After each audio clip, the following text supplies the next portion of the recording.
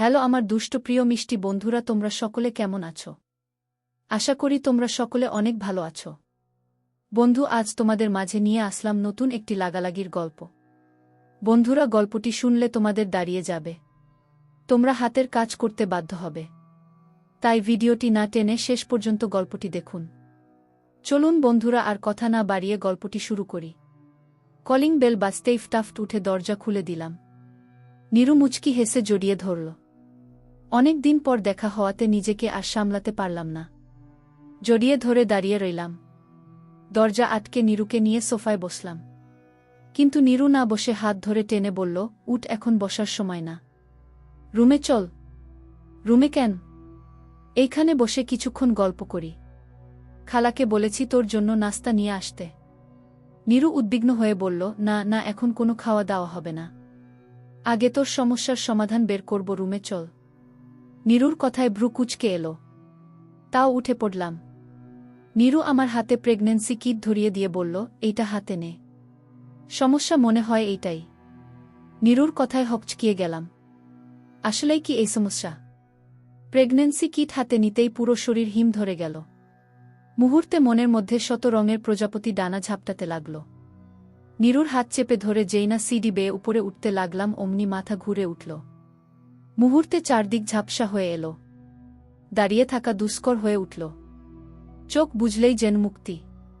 চোখ খোলার পর নিজেকে ধবধবে সাদা একটা রুমে আবিষ্কার করলাম।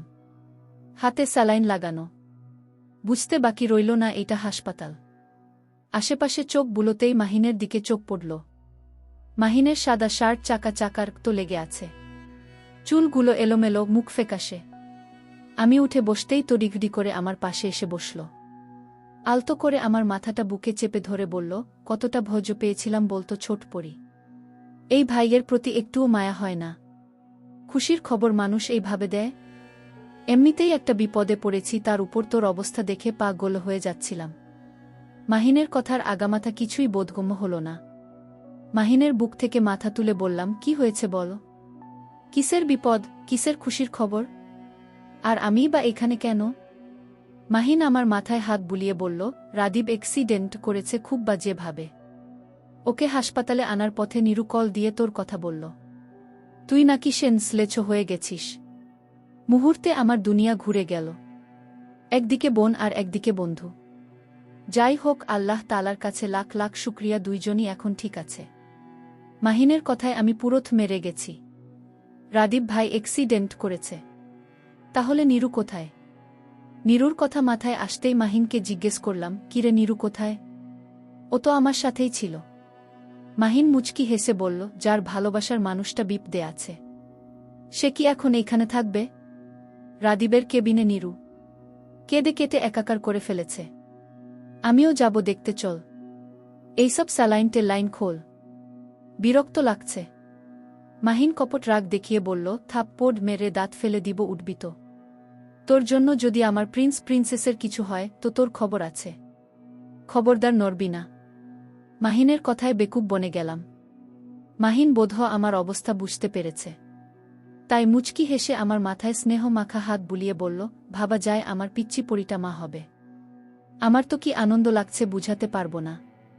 মাহিনের কথায় আমি হতবাক হয়ে গেলাম। আমি মা হব ভাবতেই গায়ে কাঁটা দিয়ে উঠল। নিজের পেটের উপর হাত রেখে চোখ বন্ধ করলাম। বুকের ভেতর শীতল হাওয়া বয়ে যেতে লাগল। চোখের কার্নিশ বেয়ে দুফোঁটা জল গড়িয়ে পড়ল। সে হরিশের কথা মনে হতেই চোখ খুললাম। মাহিন এলোমেলো চুলগুলো ঠিক করতে করতে বলল, আমার দায়িত্ব বেড়ে গেল রে, টেনশনও বেড়ে গেল। ভাগিনা ভাগ্নে নামও রেডি করতে হবে, কত কাজ আমার। মাহিনের কথায় ভীষণ হাসি পেল। বেচারার জীবনটা গেল আমাদের খেয়াল রাখতে রাখতে। আমি মুচকি হেসে বললাম, সে হরিশকে কল দিয়েছিস? উনি কোথায়? মাহিন লাফিয়ে উঠে বলল, আরে ভুলেই গেছি। ইসরে, ওয়েট, আমি এখনই কল করছি। আমি কিছু বলবো তার আগেই মাহিন দৌড়ে রুম থেকে বেরিয়ে গেল। আমি বেকুবের মতো তাকিয়ে আছি। এইটা কি হলো? জামাইটা আমার, কিন্তু আমার সামনেই কথা বলা যাচ্ছে না। বারবার মনের মধ্যে একটা প্রশ্ন উকি দিচ্ছে, সে হরিশ যখন খবরটা জানতে পারবে তখন তার রিয়েকশন কেমন হবে? আচ্ছা, উনি কি খুশি হবে? নাকি রেগে ঝাড়ি মেরে বলবে তোমার মতো বাচ্চার আবার কিসের বাচ্চা হবে? নিজের দিকে তাকিয়ে দেখেছ? তুমি এই শরীর নিয়ে বেবি ক্যারি করবে কিভাবে?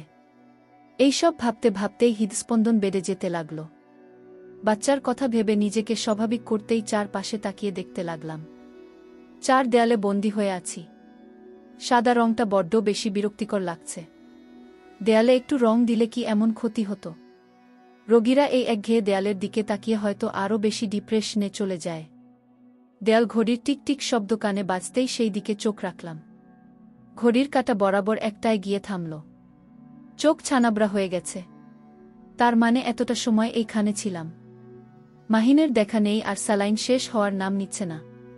তপ্ত নিঃশ্বাস ফেলে পেটের উপর হাত রাখলাম। এতক্ষণে নিশ্চয়ই সে হরিশ বাড়ি মাথায় তুলেছে।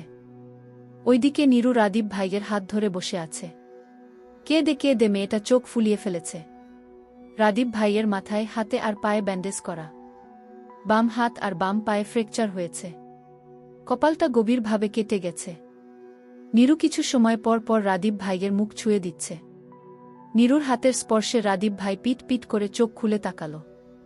হাতের মালিককে খুঁজেতে গিয়ে নীরুর দেখা পেল। সামনে বসে থাকা প্রিয় রমণীটা ভ্রম বই কিছুই না।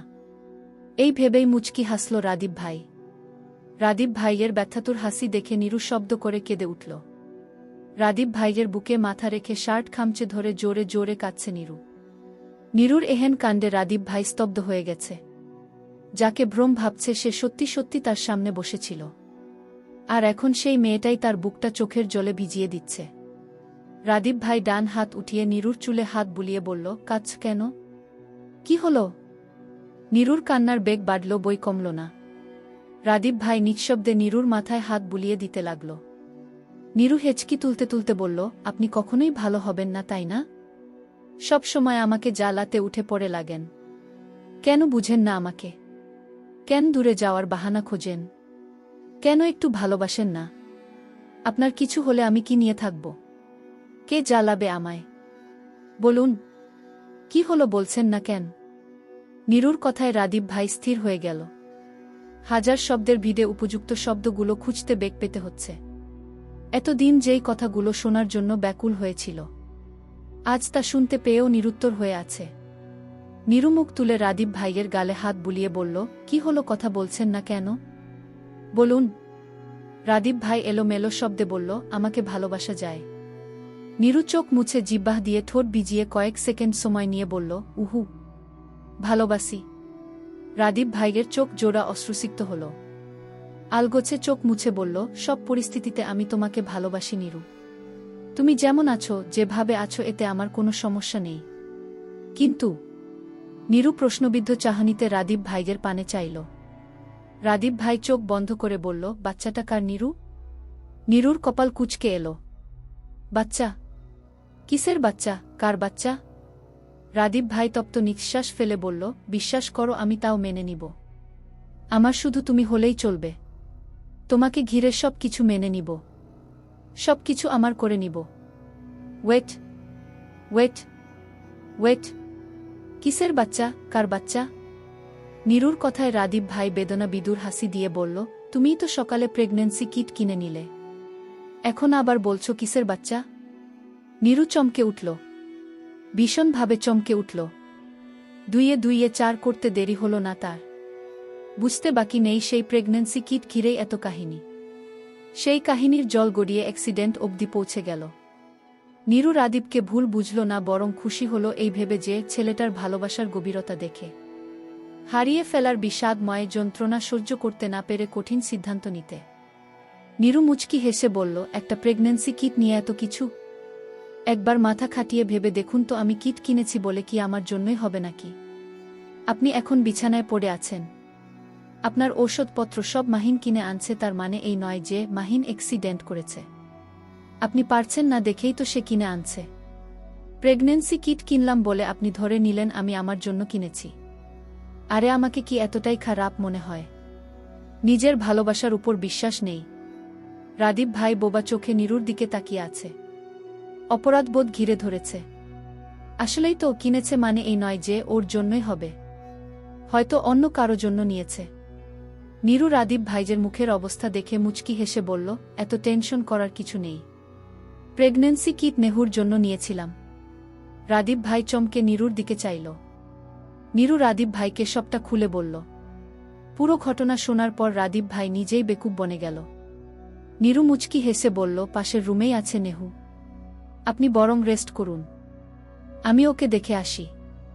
রাদীপ ভাই নীরুর হাত চেপে ধরে বলল, কোথাও যাবে না তুমি। অনেক জ্বালিয়েছ, এইবার আর ছাড়াছাড়ি নেই। চুপচাপ বসো।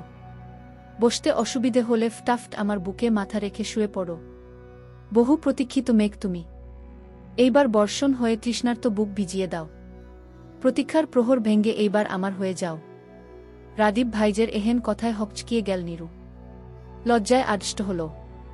লজ্জা নিবারণে রাদীপের বুকে মুখ গুজে দিয়ে জড়িয়ে ধরল।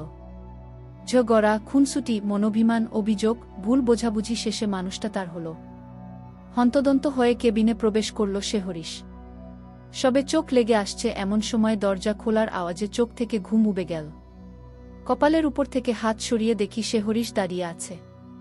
সকালে তাকে কতটা পরিপাটি করে অফিসে পাঠালাম, আর এখন মনে হচ্ছে কেউ ইচ্ছে করে তাকে এলোমেলো হয়ে দিয়েছে। শার্টের হাতা এবড়োথেবড়ো করে গুটিয়ে রেখেছে, টাইয়ের নট ঢিলে হয়ে আছে। আমার খুব প্রিয়র মধ্যে একটা হচ্ছে তার চুল, আর সেই চুল অগোছালো হলে ছড়িয়ে আছে। চোখ মুখে ক্লান্তির ছাপ স্পষ্ট।